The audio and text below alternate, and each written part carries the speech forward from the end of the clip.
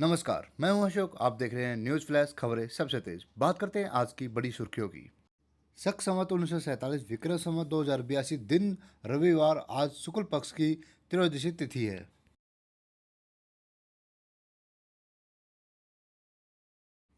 आज दिल्ली में 24 कैरेट सोने का भाव लगभग 1,08,670 रुपये प्रति 10 ग्राम है। वहीं 22 कैरेट सोने का भाव 1,08,900 रुपये प्रति 10 ग्राम है। चांदी का भाव लगभग 1,59,631 रुपये प्रति किलोग्राम है।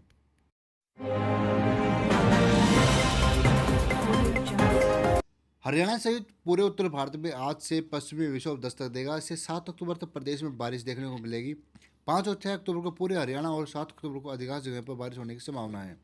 वहीं 8 अक्टूबर से हवा की दिशा बदलकर उत्तर पश्चिम हो जाएगी।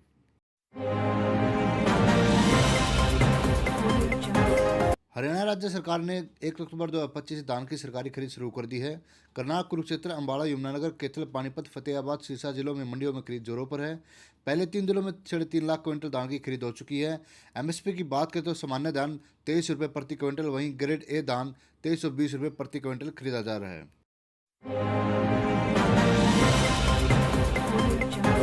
राज्य सरकार हरियाणा ने रबी सीजन के लिए प्रमाणित गेहूं के बीजों की बिक्री पर 25% छूट की घोषणा की है। वितरण ब्लॉक स्तर पर शुरू हो चुका है।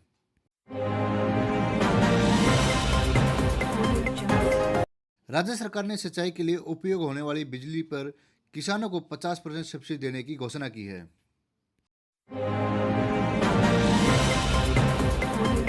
हरियाणा के पानीपत में एक पिता अपने 4 बच्चों के साथ लेकर यमुना नदी में कूद गया। युवक की पत्नी 4 बच्चों को छोड़कर अपने प्रेमी से फरार हो गई थी। इसी कारण वह मानसिक रूप से परेशान रहने लगा था। युवक नदी में कूदने से पहले अपने 2 वीडियो बनाकर बहन को भेज दिए।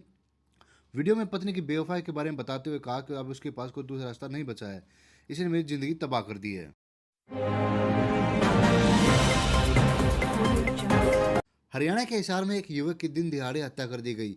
2 बदमाशों ने दुकान में घुसकर युवक को 14 बच्चों से गोदा। इसके बाद हमलावर बाइक पर सवार होकर फरार हो गए। पूरी घटना दुकान में लगे सीसीटीवी कैमरे में कैद हो गई। इसमें हमलावर एक युवक चाकू मारते दिख रहे हैं। एक ने गोली मारने की कोशिश की।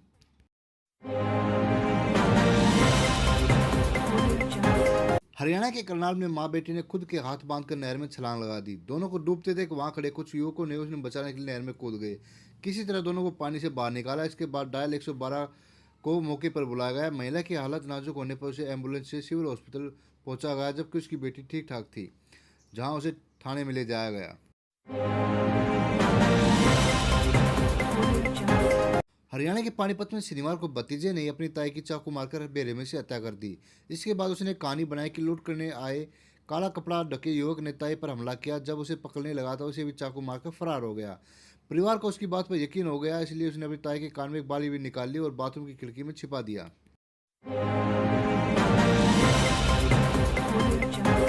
पंजाब के फिरोजपुर में बाप ने अपनी बेटी को नहर में फेंककर उसकी हत्या कर दी। बेटी के दोनों हाथ बांध रखे थे। इस दौरान उसकी पत्नी भी वहीं मौजूद थी। बाप ने इस पूरी घटना का वीडियो भी खुद ही बनाया। अब यह जाकर वीडियो सामने आया है।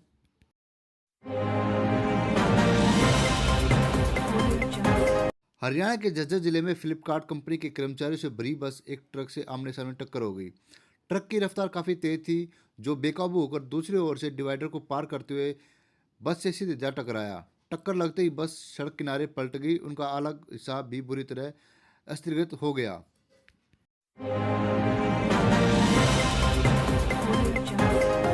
हरियाणा के सोनीपत में कोचिंग से लौट रहे युवक की पीट पीटकर हत्या कर दी गई। सामने रोड पर स्थित शिरोमणि नामदेव पार्क के सामने सड़क पर उस पर डंडे और तेजधार हथियारों से हमला किया गया।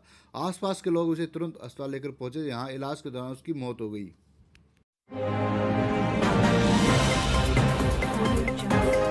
सरकार ने फास्टैग के नियमों में बदलाव किया है। अगर कोई गाड़ी बिना वैलिड और एक्टिव फास्टैग के टोल प्लाजा क्रॉस करेगी और कैश पेमेंट में पेमेंट करेगी तो उसे दोगुना टोल फीस चुकानी होगी।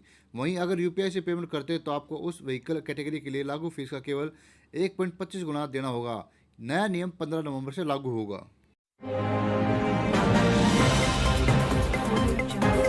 दिल्ली के पूर्व सीएम अरविंद केजरीवाल के बंगले को स्टेट गेस्ट हाउस में बदलने की तैयारी है। केजरीवाल पर इस पर बंगले के रेनोवेशन के लिए 45 करोड़ रुपए खर्च करने का आरोप लगा था। भाजपा ने इसे शीश महल का नाम दिया था।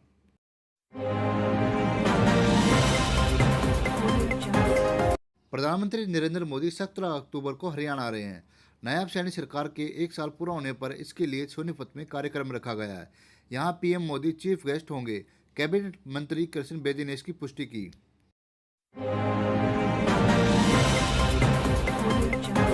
मानसून के बाद अरब सागर में उठा पहला चक्रवात शक्ति गंभीर चक्रवाती तूफान में बदल गया है। मौसम विभाग ने शनिवार को बताया कि यह तूफान गुजरात की द्वारका से 420 किलोमीटर दूर समुद्र में एक्टिव है।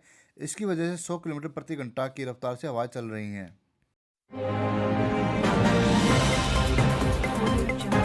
पाकिस्तान सेना ने शनिवार रात को भारत को चेतावनी देते हुए कहा, अगर अब दोनों देशों के बीच युद्ध हुआ तो विनाशकारी तबाही होगी। यदि शत्रुता का एक नया दौर शुरू करना है तो पाकिस्तान पीछे नहीं हटेगा। हम बिना किसी हिचकिचाहट से जवाब देंगे।